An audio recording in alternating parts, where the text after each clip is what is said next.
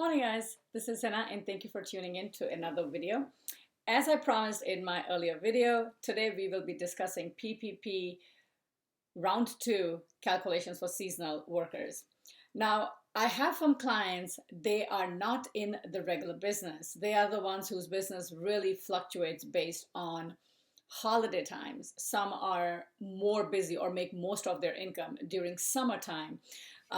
Bunch of stay-at-home moms, I'll be very honest, are the ones that are running these kind of businesses. Of course, it's widespread. I'm not gonna, but at least most of my clients who are in these seasonal businesses are generally stay-at-home moms who do have these businesses, and they see a huge influx of income during their business busy time. Now, it could be summer, it could be, your October to December, covering your Halloween, Thanksgiving, Christmas, because that's when America does most of its shopping. So the calculation for PPP grant is now very different if you were a business that is run evenly throughout the year compared to a seasonal business. I'm going to read a definition of a seasonal business as issued by the SBA. And it says a seasonal business payroll in February or March of 2020 may not be representative of their payroll during busy seasons. It notes that without the ability to use an alternative base period, many summer seasonal businesses would be unable to obtain funding on terms that with those available to winter or spring seasonal businesses. Basically, what they're trying to say is that if you were, most of these seasonal businesses, if you were to use the same calculation as a regular business, what you get in terms of your grant will not be a real representative of what you make throughout the year, because they are not taking in effect that you may have lost your business during the time that the economy was shut down and you were depending on that income for that period. So of course, that needs to take into consideration. That being said, in this video, what I planned to get out of it is hopefully by the end of this video, you will have a better idea how to do your calculations right. I will have numbers for you to take a look so you can distinguish how much difference of a grant you can qualify for that you are eligible for. This is the max, and you want to maximize your grant at this point, just using what is actually the right way to calculate for your business. Now, like I said, seasonal business is one that fluctuates throughout the year. You're not making most of like a regular even income throughout the year. It changes based on what caters, or whatever business you cater to, what is their time of being in business. Some of them see a big influx of income during summer because, let's say, they do some activities for the kids, and that's when they make their income. On the other hand, I have clients, and a lot of them that are Etsy sellers. There are a lot of them who do sell those educational toys, the Lularoo, those fancy leggings and stuff like that, the dresses. They are comfortable, and their business, majority of it, at least for a lot of my clients, is happening from their Halloween, the Thanksgiving, and the Christmas. So when we were doing calculations for them, or at least when they were filing it for it themselves, a lot of them kind of came up to me and said, you know what, the amount they're getting is barely anything. And I realized, oh, the difference is the calculation method that they're using. Unlike where, basically, I do realize there's a lot less out there kind of that tells them exactly how to go about it. So hopefully by the end of this video, you will have those answers. Let me be very clear. What is it to be a seasonal business under the guidelines as issued by SBA? So now what you're looking at is, there are two categories. One is, and I'm going to read off the SBA things, I don't want any mess up. So basically, the true criteria, one of them is you do not operate more than 7 months in any calendar year.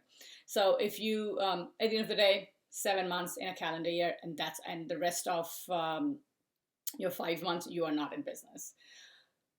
Second, that in the calendar year, your gross receipts for 6 of the 12 months are no more than 33.33% of your gross income for the remaining 6 months. So basically what we're saying is that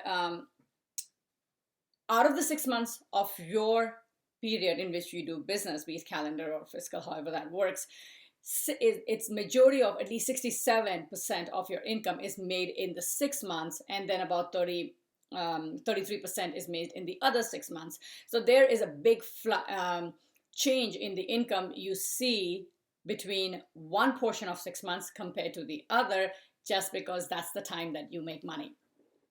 So with that being out of the way, let me give you some calculations. Basically, we're going to assume you are someone who makes $50,000 a year. So when you do your taxes, you go to your accountant, you do your taxes, you do it yourself, however you do it, your gross income or net, we're going to, because the calculation is based on net. And this is for mainly, your sole proprietors. Majority of them are sole proprietors, but let's say you do have a corporate LLC, but we're looking at the net number. So your your net profit, of which your calculation is based, is $50,000. As you can see on the screen, I have a calculation based under the normal circumstances. You take the 50,000, you divide it by 12, you get your monthly payroll, and you can do it 2.5 times.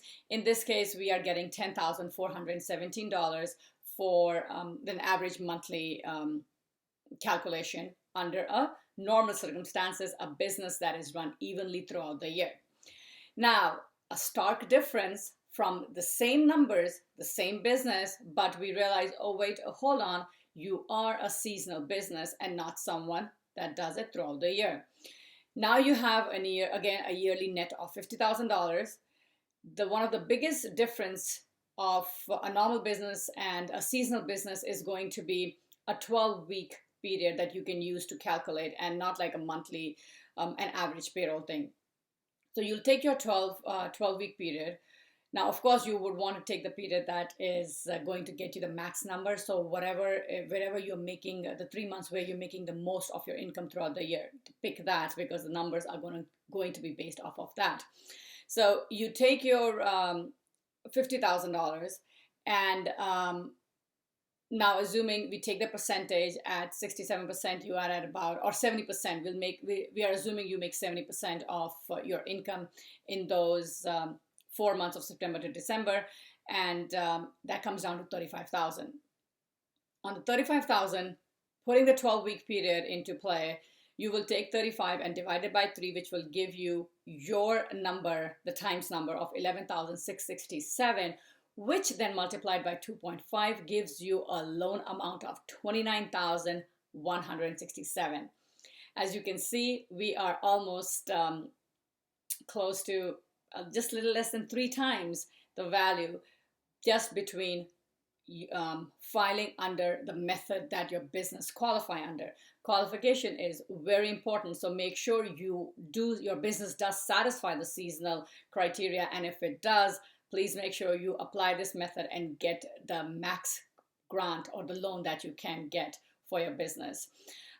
I hope I did answer the questions. If there are any further, if you are confused or you have any other questions, feel free to put it in the comment section below, and I will get back to you with those.